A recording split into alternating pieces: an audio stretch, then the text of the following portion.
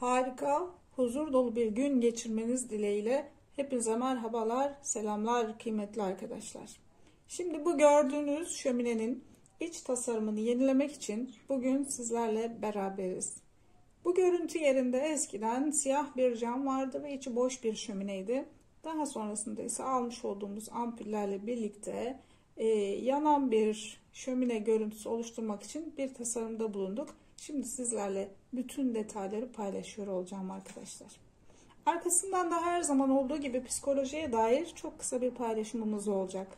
Sizler de gün içinde yaşadığınız özellikle negatif olayları, davranışları, tartışmaları gece yatmadan önce yatağınıza taşıyanlardansanız bu videoyu mutlaka izlemelisiniz. Bizimle kalın.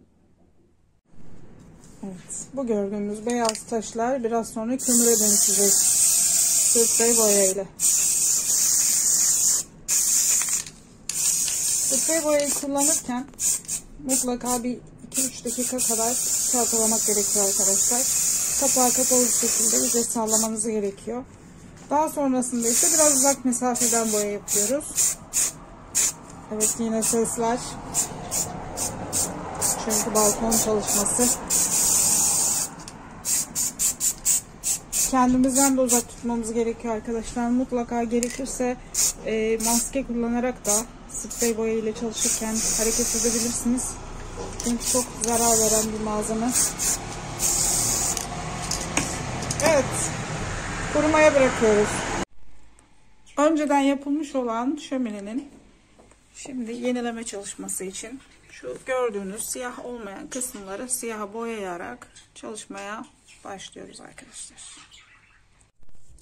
Evet, siyah boya aşamasında ampullere dokunmadan üçlü prizin ve kablonun da siyah olmasını istiyorum. Çünkü aradan beyaz beyaz görünebilir odunların altından. Tam olarak siyah olursa hiçbir şekilde çirkin bir görüntü oluşmayacaktır arkadaşlar. Ve görmüş olduğunuz şu alanları da yine siyahla tam olarak kapatana kadar boyama işlemine devam edeceğim. Bu gördüğünüz ampuller yanan ateş görüntüsü veriyor. Şu an kamerada çok yandığı her ne kadar hissedilmese de arkadaşlar yanıp sönerek yanan bir odun ateşi görüntüsü vermek için internetten satın almış olduğum ampuller. İçeride görmüş olduğunuz açıklıkları kapatarak böyle hafiften is görüntüsü oluşturmaya çalıştım. Ama size daha güzel bir şey önermek istiyorum. Şu an benim elimde rölyef pasta yok. Rölyef pasta kullanarak yerlerde de istediğiniz gibi iz, kömür kalıntıları oluşturabilirsiniz. Şimdi ben odunları dizayn etme aşamasına geçiyorum. Öncelikle yapıştırmadan önce tasarımını oluşturmak istiyorum. Nasıl göründüğüne dair. En son aşamada ise hızlı yapıştırıcı ile odunları birbirine sabitleyeceğim. Arkadaşlar, bu aşamada detaylı çekim yapamadım ama şimdi görmenizi istiyorum. Hızlı yapıştırıcı ile odunlarımızı ayarladıktan sonra birbirine temas noktası sağladık.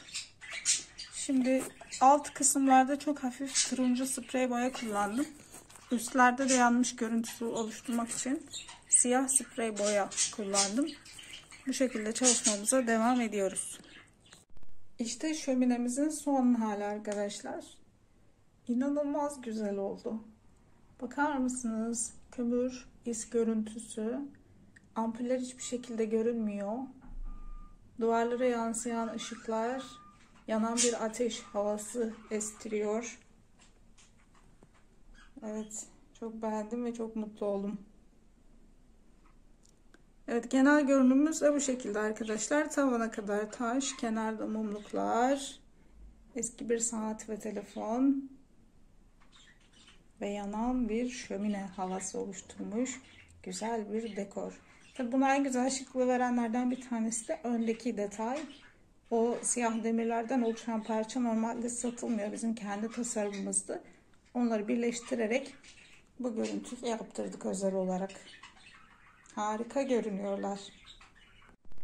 Evet, bu güzel görüntünün ardından arkadaşlar şimdi de uyku öncesi neler düşünüyoruz ve bu düşüncelerimiz bizi nasıl etkiliyor? Çocuklar ya da yetişkinler fark etmiyor aslında.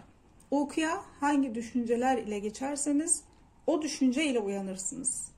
Ve uykudan hemen önceki anlar hipnotik anlardır. Yani size söylenen, dinlediğiniz, okuduğunuz, izlediğiniz en son şey zihninizde kalıcı bir iz bırakır, telkin hükmüne geçer. Düzenli olarak tekrar edilirse davranışa dönüşür. Yani siz her gece aynı şeyleri dinlemeye, aynı şeyleri izlemeye devam ederseniz arkadaşlar, bu sizin düşünce kalıplarınızı, inançlarınızı etkiler ve bir süre sonra da davranış olarak sizi tetiklemeye devam eder. Bu durum hem tehlikeli hem de kontrolü ele geçirirseniz bir o kadar yararlıdır. Tehlikesi şuradan gelir.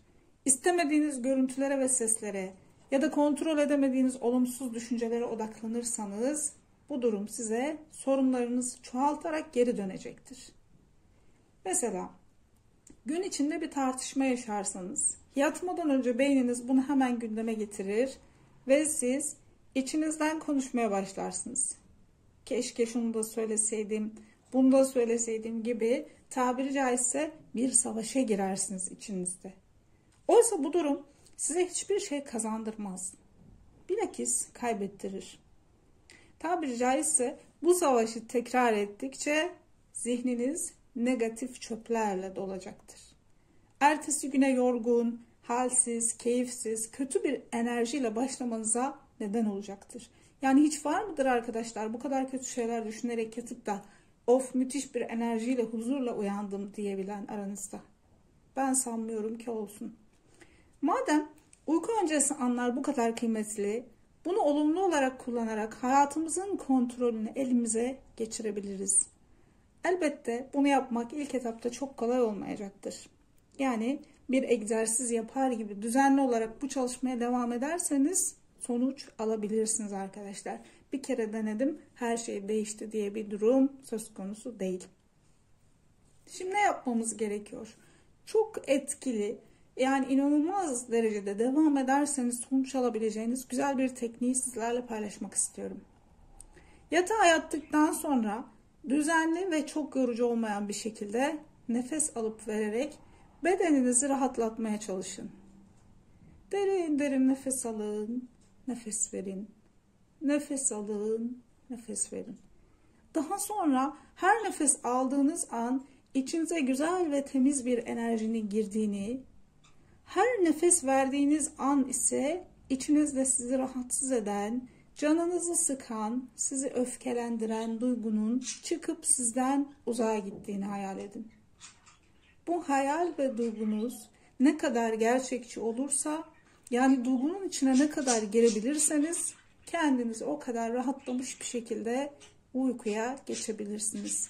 Ve bir süre sonra buna her gece devam ettikçe arkadaşlar, olumsuz düşünceler değil, artık yatağa yattığınız zaman olumlu düşüncelerle uykuya geçmenize vesile olacaktır. Evet, kuşlarımızın da bize bol bol eşlik ettiği bir video paylaşımı daha olacak. Sevgiyle, huzurla kalın arkadaşlar. Güzel düşünün, hayatınızda güzellikler çoğalsın. Sevgiyle kalın.